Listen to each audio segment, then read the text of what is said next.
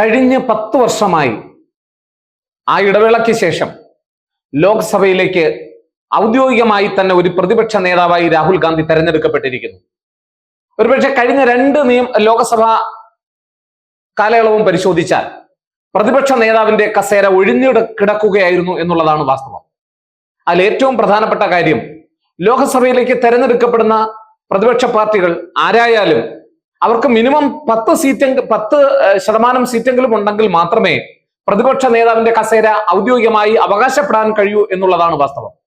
2004-ലും 2014-ലും 2009-ലും അധികാരം പിടിച്ച കോൺഗ്രസിനെ സംബന്ധിച്ചിടത്തോളം 2014 മുതൽ അതിദയനീയമായി കൂപ്പുകുത്തുന്ന കാഴ്ചയാണ് നമ്മൾ കണ്ടത്.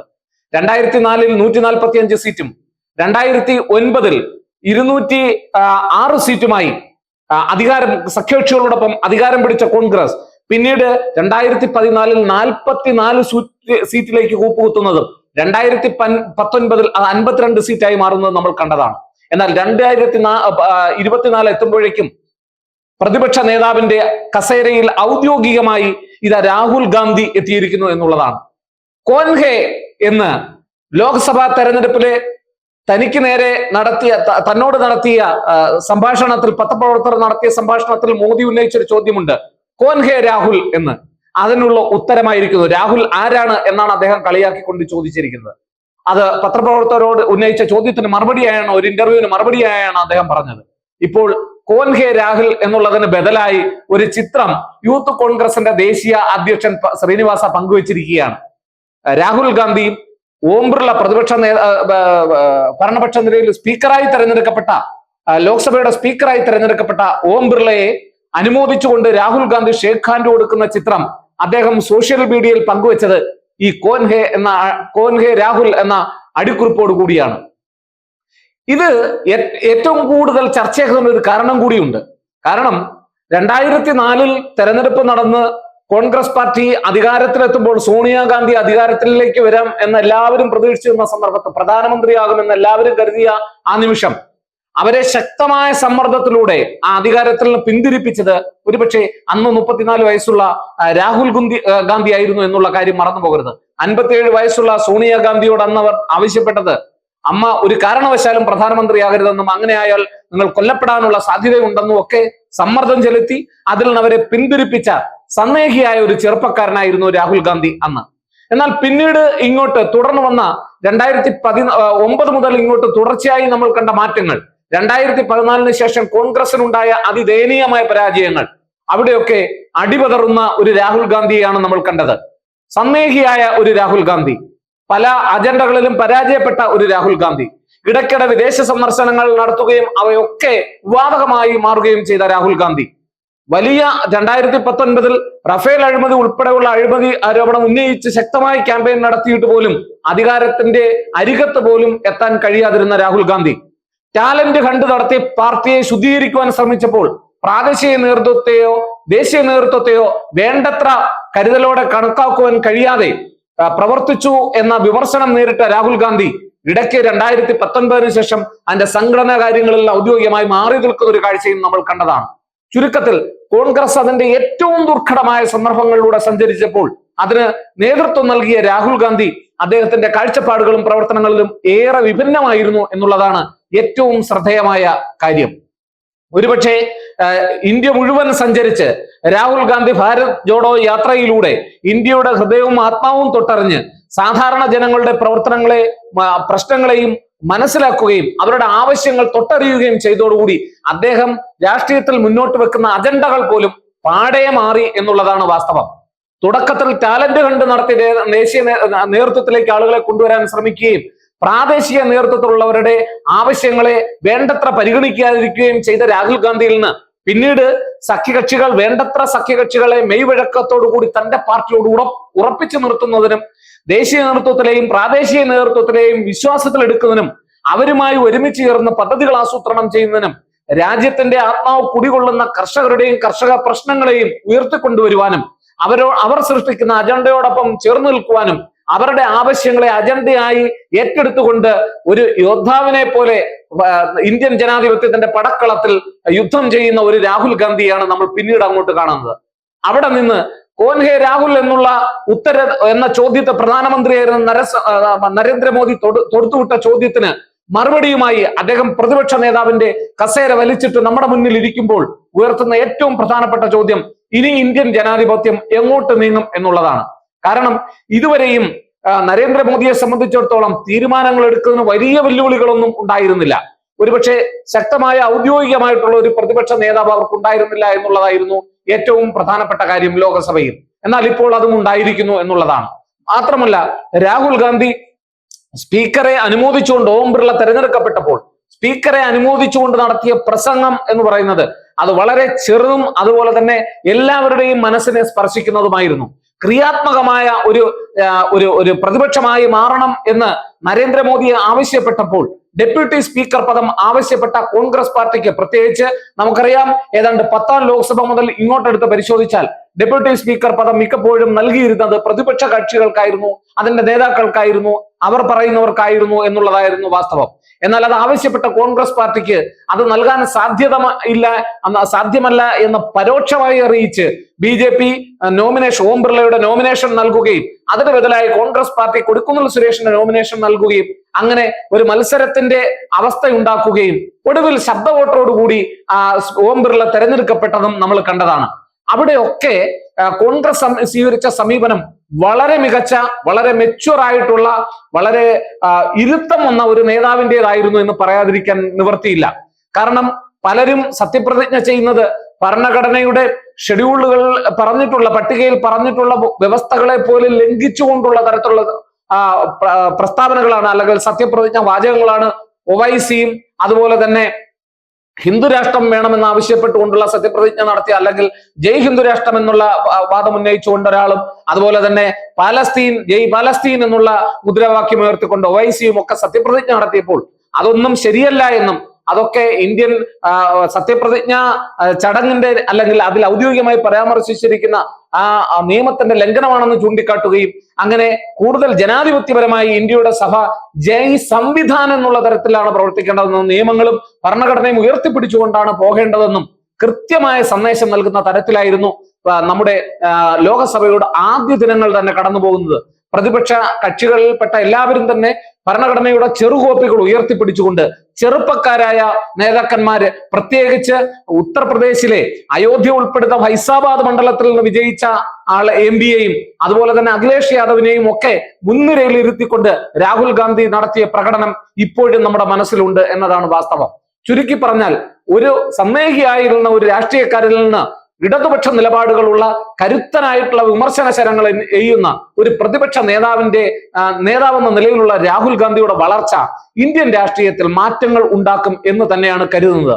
മികച്ച ഭൂരിപക്ഷവുമായി, ഒരുപക്ഷെ നേരത്തെ ഉണ്ടായിരുന്നതിനേക്കാൾ വലിയ പിന്തുണയോടുകൂടി തങ്ങൾ അധികാരത്തിലെത്തിയിട്ടുണ്ട് എന്നും അതുകൊണ്ട് തന്നെ പ്രതിപക്ഷത്തിന്റെ ശബ്ദം മുൻപുള്ളതിനേക്കാൾ ശക്തമാണെന്നും തങ്ങളെ കൂടുതൽ ജനകീയമായിട്ടുണ്ടെന്നും കൂടുതൽ ജനങ്ങൾ തങ്ങളെ അംഗീകരിച്ചിട്ടുണ്ടെന്നും ഓം ബിർളയെ ഓർമ്മപ്പെടുത്താനും അദ്ദേഹം മറന്നില്ല എന്നുള്ളതാണ് വാസ്തവം. അപ്പൊ അതുകൊണ്ട് തന്നെ പ്രതിപക്ഷത്തെ നിരക്ക് വേണ്ടത്ര അർഹമാകുന്ന പരിഗണന ഈ ലോകസഭയിൽ ഉണ്ടാകുമെന്നുള്ള ഒരു ആഗ്രഹം അല്ലെങ്കിൽ ആ ഒരു കാഴ്ചപ്പാട് ഉന്നയിച്ചുകൊണ്ട് തന്നെയാണ് രാഹുൽ ഗാന്ധി ആദ്യ വാക്കുകൾ ലോകസഭയിൽ പറഞ്ഞത് എന്നുള്ളത് എല്ലാവരും ശ്രദ്ധിച്ചിട്ടുണ്ടാകും. രാഹുൽ ഗാന്ധി ഈ പ്രതിപക്ഷ നേതാവായി എത്തുന്നതോടുകൂടി ധാരാളം അവസരങ്ങൾ കൂടി അദ്ദേഹത്തിന് മോദിയോടൊപ്പം ലഭ്യമാകുന്നു എന്നുള്ളതാണ്. അദ്ദേഹത്തിന് ഒരു കേന്ദ്ര ക്യാബിനറ്റ് മന്ത്രിയുടെ മിക്കവാറുമുള്ള എല്ലാ അവകാശങ്ങൾ ലഭിക്കും എന്നുള്ളതാണ് വാസ്തവം. കേന്ദ്ര ക്യാബിനറ്റ് പദവി ലഭിക്കും എന്ന് മാത്രമല്ല, പല കമ്മിറ്റികളുടെയും പല കമ്മിറ്റികളുടെയും നേതൃസ്ഥാനത്തേക്ക് വരുന്നു. ഉദാഹരണമായി പബ്ലിക് അക്കൗണ്ട്സ് കമ്മിറ്റിയുടെ നേതൃത്വം പ്രതിപക്ഷ നേതാവിനാണ്. 1967 വരെ അത് ഭരണകക്ഷിക്കായിരുന്നെങ്കിൽ പിന്നീട് 1967 ശേഷം പബ്ലിക് അക്കൗണ്ട്സ് കമ്മിറ്റിയുടെ നേതൃസ്ഥാനത്ത് എപ്പോഴും വരുന്നത് പ്രതിപക്ഷ നേതാവായിരിക്കും. അതിന്റെ ഏറ്റവും പ്രധാനപ്പെട്ട കാര്യം എന്ന് പറയുന്നത് കൺട്രോളർ ആൻഡ് ഓഡിറ്റർ ജനറൽ പാർലമെന്റിന്റെ പ്രവർത്തനവും അതുപോലെ തന്നെ അവിടെ ഉന്നയിക്കുന്ന കാര്യങ്ങളും അതുമായി ബന്ധപ്പെട്ടുള്ള അക്കൗണ്ട്സുകളും എല്ലാം പരിശോധിക്കുന്ന ഒരു സമിതിയാണ് ഈ പബ്ലിക് അക്കൗണ്ട്സ് കമ്മിറ്റി എന്ന് പറയുന്നത്. പ്രത്യേകിച്ച് പാർലമെന്റിന്റെ റവന്യൂ, എക്സ്പെൻഡിച്ചർ ഇതെല്ലാം ഓഡിറ്റ് ചെയ്യുന്ന ഒരു സമിതി കൂടിയാണ്. അപ്പൊ അത് തീർച്ചയായിട്ടും അതൊരു വലിയ പദവിയാണ്. അത് രാഹുൽ ഗാന്ധിക്കാണ് ലഭിക്കുക. പ്രത്യേകിച്ച് അദ്ദേഹത്തെ ഇപ്പോൾ പ്രതിപക്ഷ നേതാവായി ഔദ്യോഗികമായി തീരുമാനിച്ചുകൊണ്ടുള്ള കത്ത് മല്ലികാർജുന ഖാർഗെ വഴി സോണിയാഗാന്ധി പ്രോടൈം സ്പീക്കർക്ക് തന്നെ നൽകിയിരുന്നു. ഇപ്പം ഓം ബിർളയ്ക്കും അത് എത്തിച്ചിരിക്കുകയാണ്. അതുകൊണ്ട് തന്നെ അദ്ദേഹത്തിന് ഔദ്യോഗികമായ സ്ഥാനം ലഭിക്കുക വഴി കേന്ദ്ര ക്യാബിനറ്റ് പദവി ലഭിക്കും എന്ന് മാത്രമല്ല, അദ്ദേഹത്തിന് ഔദ്യോഗികമായ വാഹനം ലഭിക്കും. അതുപോലെ തന്നെ ധാരാളം ആളുകളെ തെരഞ്ഞെടുക്കുന്ന സമിതികളിൽ അദ്ദേഹം അംഗമായി വരുന്നു എന്നുള്ളതാണ്. CBI ഡയറക്ടറെ തെരഞ്ഞെടുക്കുക, കേന്ദ്ര വിജിലൻസ് കമ്മീഷണർ, സെൻട്രൽ വിജിലൻസ് കമ്മീഷണറെ തെരഞ്ഞെടുക്കുക, മുഖ്യ തെരഞ്ഞെടുപ്പ് കമ്മീഷണറെ തെരഞ്ഞെടുക്കുക, അതുപോലെ തന്നെ ചീഫ് വിജിലൻസ് ഓഫീസറെ തെരഞ്ഞെടുക്കുക, ലോകായുക്തയുടെ ചെയർമാനെ തെരഞ്ഞെടുക്കുക. ഇങ്ങനെ ധാരാളം സമിതികളിൽ, തെരഞ്ഞെടുപ്പ് സമിതികൾ പ്രതിപക്ഷ നേതാവിന്റെ അഭിപ്രായങ്ങളെ പരിഗണിച്ചുകൊണ്ട് മാത്രമേ ഇനി നരേന്ദ്രമോദിക്ക് മുന്നോട്ട് പോകാനാവൂ, അല്ലെങ്കിൽ പ്രധാനമന്ത്രിക്ക് മുന്നോട്ട് പോകാനാവൂ എന്നുള്ളതാണ് വാസ്തവം.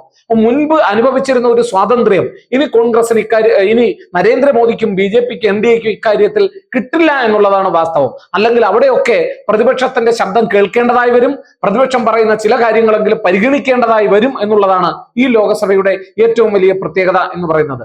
ജനാധിപത്യപരമായി നമ്മൾ വിലയിരുത്തുമ്പോൾ ഇന്ത്യൻ ജനാധിപത്യത്തിന്റെ കാതൽ എന്ന് പറയുന്നത് റൂസോയും വോൾട്ടയറിന്റെ ഒക്കെ കാലഘട്ടത്ത് പുതുതായി പണ്ട് പറഞ്ഞു കേട്ടിരുന്ന ഒരു പ്രധാനപ്പെട്ട വാക്യം ഉണ്ടായിരുന്നു: നിങ്ങൾക്ക് വിയോജിക്കുവാനുള്ള സ്വാതന്ത്ര്യത്തിന് വേണ്ടി ഞാൻ എന്റെ ജീവൻ തന്നെ കൊടുക്കും എന്ന്. വിയോജിക്കുവാനുള്ള സ്വാതന്ത്ര്യമാണ് ഒരു ജനാധിപത്യത്തിന്റെ ഏറ്റവും വലിയ കാതൽ എന്ന് പറയുന്നത്. അപ്പൊ ഇന്ത്യൻ ജനാധിപത്യത്തിൽ ആ വിയോജിപ്പിനുള്ള കാതൽ പ്രധാനമായും പ്രകടമാകുന്നത് പ്രതിപക്ഷ കക്ഷികളിലൂടെയാണ്. ആ പ്രതിപക്ഷത്തിന്റെ നേതൃസ്ഥാനം രാഹുൽ ഗാന്ധി ഏറ്റെടുക്കുക വഴി സ്വയം നവീകരിച്ചും ഉടച്ചുവാർത്തും രാഹുൽ ഗാന്ധി രാഷ്ട്രീയത്തിലേക്ക് എത്തിയപ്പോൾ, ഒരു നേതാവായി പരിണമിച്ചപ്പോൾ, ആ നേതാവിൽ നിന്ന് ഇന്ത്യൻ ജനാധിപത്യം മെച്ചപ്പെടുവാൻ ഒട്ടേറെ നിർദ്ദേശങ്ങൾ, ഒട്ടേറെ കാര്യങ്ങൾ ജനങ്ങൾ കാത്തിരിക്കുകയാണ്. ഒരുപക്ഷെ കോൺഗ്രസ് പാർട്ടി അതിന്റെ അജണ്ടയിൽ, അത് പ്രകടന പത്രികയിൽ ഇന്ത്യൻ പാർലമെന്റുമായി ബന്ധപ്പെട്ട ഒട്ടേറെ കാര്യങ്ങൾ പറഞ്ഞിരുന്നു. സഭാ നടപടികളുമായി ബന്ധപ്പെട്ട് പ്രധാനമായിട്ടുള്ള ചില നിർദ്ദേശങ്ങൾ ഞാനിവിടെ പറയാം. ഏറ്റവും പ്രധാനമായി പറഞ്ഞിരുന്നത്, ഇരുസഭകളിലും, പാർലമെന്റിന്റെ ലോകസഭയും രാജ്യസഭയും ആഴ്ചയിൽ ഒരു ദിവസമെങ്കിലും പ്രതിപക്ഷ അജണ്ടകൾക്ക് വേണ്ടി ചിലവാക്കണം, അല്ലെങ്കിൽ ദിവസം മാറ്റിവെക്കണം എന്നൊരു അജണ്ട ഉണ്ടായിരുന്നു.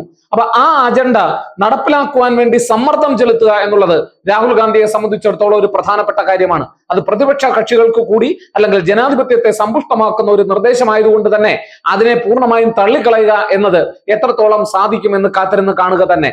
ഇങ്ങനെ ഒട്ടേറെ നിർദ്ദേശങ്ങൾ അദ്ദേഹം മുന്നോട്ട് വെച്ചിട്ടുണ്ട് എന്നുള്ളതാണ്. പ്രത്യേകിച്ച് ഡെപ്യൂട്ടി സ്പീക്കർ സ്ഥാനം പലപ്പോഴും പ്രതിപക്ഷ കക്ഷികൾക്ക് തന്നെ നൽകുക എന്നുള്ള ഇത് തുടക്കം മുതൽ ഇങ്ങനെയൊന്നും ആയിരുന്നില്ല എങ്കിലും പിന്നീട് ഏതാണ്ട് 10ാം ലോകസഭയ്ക്ക് ശേഷം ഇത് ഔദ്യോഗികമായി തന്നെ അവിടെ ഒരു തീരുമാനം വന്ന്, ഔദ്യോഗികമായി ഒരു കീഴ്വഴക്കമായി സഭയിൽ തീരുമാനിച്ചിരുന്നത് പ്രതിപക്ഷ കക്ഷിക്കായിരിക്കണം പലപ്പോഴും ഡെപ്യൂട്ടി സ്പീക്കർ സ്ഥാനം കൊടുക്കുന്നത്.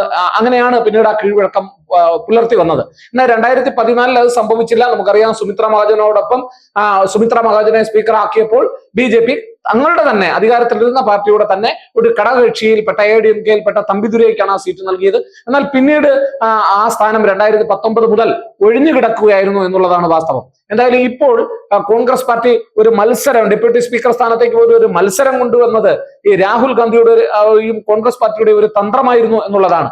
അവിടെ വിജയിച്ചത് യഥാർത്ഥത്തിൽ പ്രതിപക്ഷമായിരുന്നു എന്നുള്ളതാണ് വാസ്തവം. കാരണം അതൊരു ചർച്ചയാക്കി മാറ്റുന്നതിന്, ഒരുപക്ഷെ പാർലമെന്റിന്റെ ജനാധിപത്യ കീഴ്വഴക്കങ്ങളെ BJP ലംഘിക്കുന്നു എന്നൊരു ചർച്ച ഉണ്ടാക്കി വെക്കുവാൻ രാഹുൽ ഗാന്ധി ഉൾപ്പെടുന്ന ഇന്ത്യ മുന്നണിക്ക് പ്രതിപക്ഷ നിരയിൽ കഴിഞ്ഞു എന്നുള്ളതാണ് ആ മുന്നോട്ട് വെച്ച ആശയത്തിന്റെ ഏറ്റവും, അല്ലെങ്കിൽ തെരഞ്ഞെടുപ്പ്, ഡെപ്യൂട്ടി സ്പീക്കർ സ്ഥാനത്തേക്ക് തെരഞ്ഞെടുപ്പ് നിർദ്ദേശിക്കുമ്പോൾ അവർ ഉദ്ദേശിച്ചത്. കാരണം വ്യക്തമായി അറിയാം, ഓം ബിർള തന്നെ, അല്ലെങ്കിൽ ഭരണപക്ഷത്തിന്റെ സ്പീക്കർ തന്നെ തെരഞ്ഞെടുക്കുമെന്ന് വ്യക്തമായി അറിയാവുന്ന രാഹുൽ ഗാന്ധി ഇങ്ങനെ ഒരു തീരുമാനമെടുത്തതിന് പിന്നിൽ തീർച്ചയായും ഇതൊക്കെ തുടക്കം മുതൽ തന്നെ, ലോകസഭയുടെ തുടക്കം മുതൽ തന്നെ ഓരോ കാര്യങ്ങളിലും അണുവിട തെറ്റാതെയുള്ള തീരുമാനങ്ങൾ ഈ നിമിഷം വരെയും കോൺഗ്രസ് പാർട്ടിയും ഇന്ത്യ മുന്നണിയും പുലർത്തിപ്പോകുന്നു എന്നുള്ളതാണ് ഏറ്റവും പ്രധാനപ്പെട്ട കാര്യം.